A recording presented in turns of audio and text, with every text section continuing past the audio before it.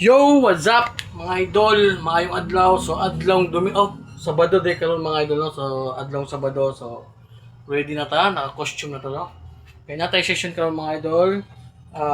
Second session namo ni Idol Jeff. So shout out ni Boss Idol Jeff. So samtang gahulat ko mga idol. So set up na ko dre. Set up na. So muna among tiwason karon. Klaro ba? Muna mga idol. Kana siya. Muna among tiwason karon mga idol. So muna itong setup. So muna itong mga kini duha ka needles. Murag duha ka needles sa atong duha ka size lang atong gamiton ani karon. Ngita sa high gra kayo. So muna siya mga idol. Naka-set up na ta. Samtang gawa ta ni Boss ba? Ni Boss Idol Jeff.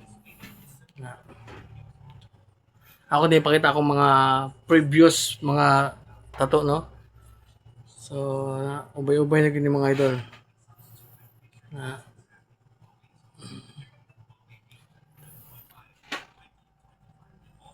Ubay-ubay na sa siya mga idol eh.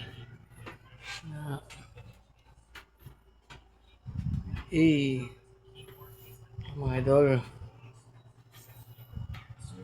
Samtang gawat pa ta. No? So ready na ang atong kuan set up mga idol. So mo to, syempre mo snack sa tagamay eh. Kay nahubog ko gabi mga idol nahubog gid ko mga idol, grabe.